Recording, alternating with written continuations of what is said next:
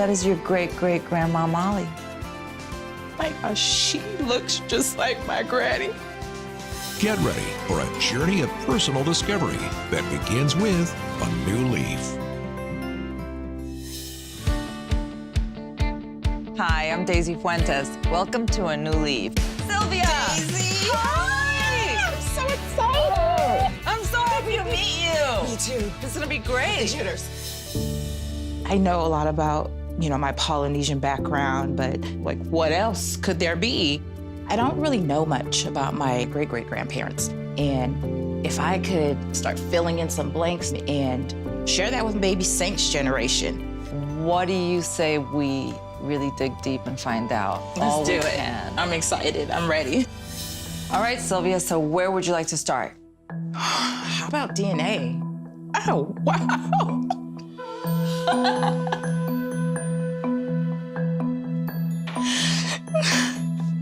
Seeing all of her DNA at once, Sylvia was a little surprised. She knew she was over half Polynesian.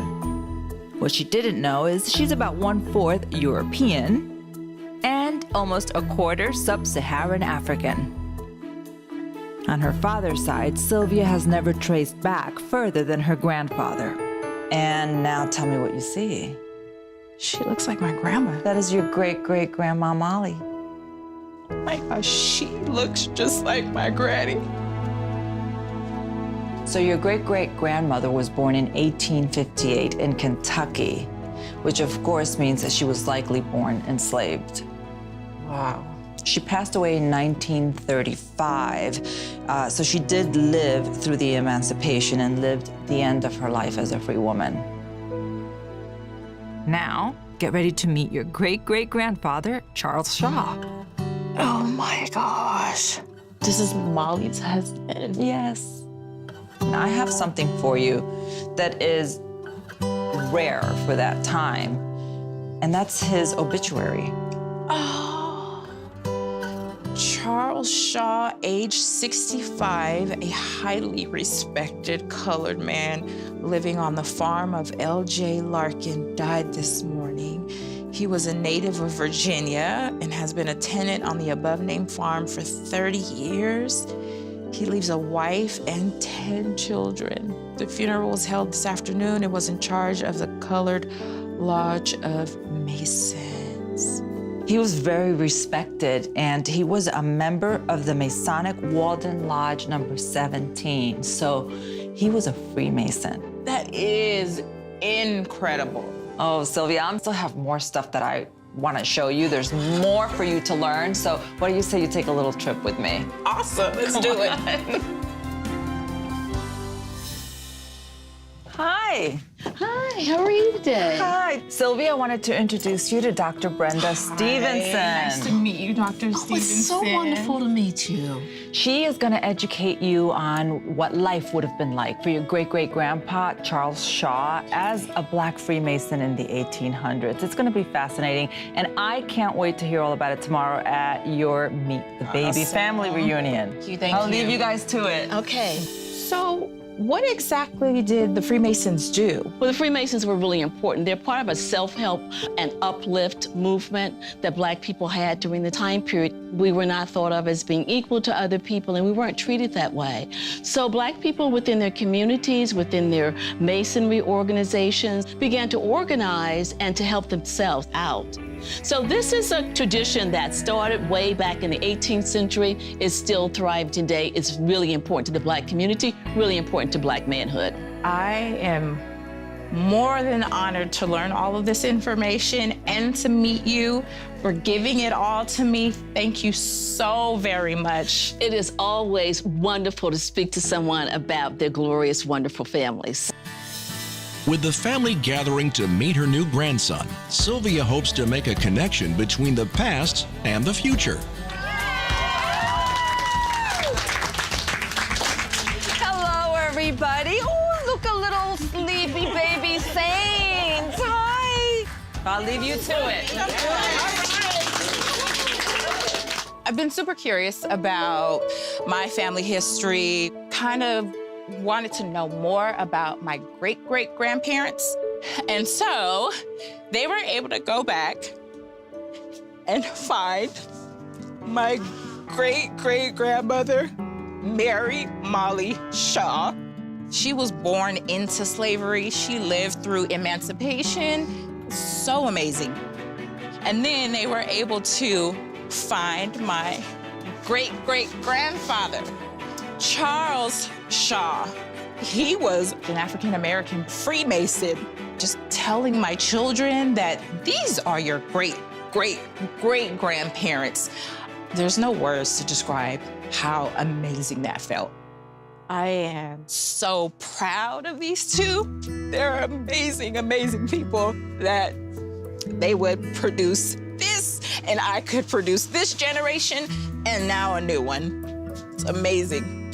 Thank you. Thank you. Thank you. Thank you so much. There you go. There's your DNA. Oh, I am Russian.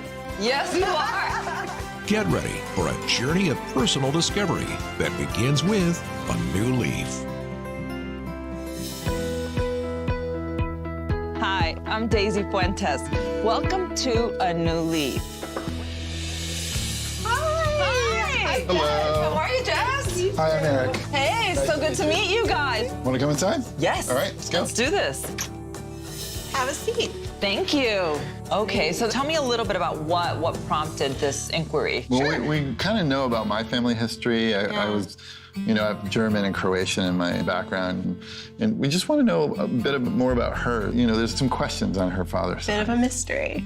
Growing up, I was told I was of Russian descent, but I think becoming pregnant, there is a moment when you think to yourself, who am I? These questions of, well, am I really Russian, started to pop up. I just really would love to know about my DNA. My family tree is growing, and I want to have that information to pass down to my child. And we need help with names. I want to go through the tree and figure out some Okay, so what do you say, Eric, that Jessica and I start digging into her past and we'll fill you in on all the surprises later? That sounds great. Yeah. Using Jessica's DNA, our sponsor Ancestry was able to map out her ethnicity. There you go. There's your DNA. Oh, I am Russian. Yes, you are. I'm Russian. Well, how fun. How exciting. I was really kind of just relieved that I was Russian, but I think seeing it on the screen and verifying it is very real. Yes. So Mary, Aurelia, and Jolenta.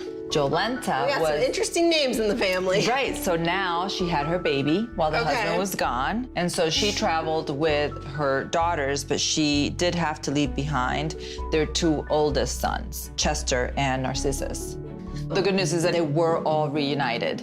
So you will see a photo that we found of your great-great-grandmother, Mary. This was before leaving Poland, so she wasn't pregnant yet. And these two boys are Narcissus and Chester, and the baby is your great-grandmother, Aurelia.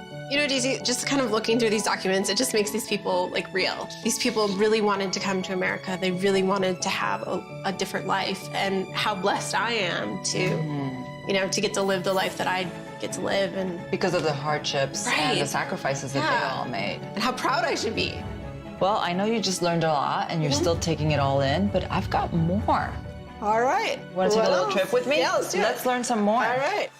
Hey, Hadley. Hey, Daisy, how are you? Good to see you. Nice to see you. This is Jessica. Hi, Jessica. Nice to meet you. Jessica, this is Hadley Mears, and she is an historical journalist who's going to fill you in on what life would have been like for your ancestors, especially coming to Ellis Island. Oh, great. You're in great hands. Daisy. Thank Bye, you. Daisy. Bye. Thanks. So this is Ellis Island. It opened in 1892. It was really crowded when your family was immigrating to America around 1905, 1906. That was actually a huge time for immigration in America. 1905 through 1906. Yes, there was a lot of strife and turmoil going on in Europe, and people really trying to get to America. This ship right here, this is the SS Rotterdam. This is the ship that your great-great-grandmother came over on. Oh, wow. And most people, including probably your family, were in steerage, so what we would consider third class. There were some steamers that had over 2,000 people in steerage. These people really wanted to come to America and were willing to go through any means to get here. Hadley, this information has been so great, insight into what my family members really, truly went through. I have a lot of respect for them and pride, really. So thank you so much. Today has been very gratifying. I've learned so much about my family. I've put all the puzzle pieces together, and I'm able to show a true picture now to my child. Hi, I'm Daisy Fuentes. Welcome to A New Leaf. Hello. Hi, Heidi. I'm Daisy. Nice to meet It's you. so good to meet you. Hey, Daniel, I'm Daisy. Daisy, nice to meet you. Very nice. What a gorgeous couple. How Come about on coming in? Yes, thank you. So tell me a little bit about yourselves. I want to learn a little bit here before we get into the nitty-gritty of your family history. How did you guys meet? First time I saw her, I knew that I loved her. We've known each other since middle school, so it's been a few years. Why is it important for you to dig a little deeper into your family history? Well, I've always enjoyed family history and genealogy aspect and knowing why we're here, what made our lives possible. That's so great. And it has been a little tough, of course, because your mom was adopted. And so that's why it was difficult for you to make all those connections. Right. I wanted to find out basic information, and I petitioned the court, and the court said, well, records are sealed, we can't find anything, so that was what it was left. And so knowing who my biological grandfather is of great interest to me. So I'd really be interested in knowing more about him, and actually my whole family as a whole. Curious also, the story has been that my great-grandfather was sold to a family in Germany to work on their farm because his family was so poor. And I'd like to know if that's a true story, but that's been in the family. So you do have a big family reunion coming up for your 50th anniversary, and of course, you will want to share everything that you learn. Well, Heidi, are you ready to dig deeper into your family history? I sure am. Let's get to it. Thank you. First, let's take a look at your mother's biological mother. Ooh, goodness. So you've never seen that picture. I have never seen this picture. That is Luella.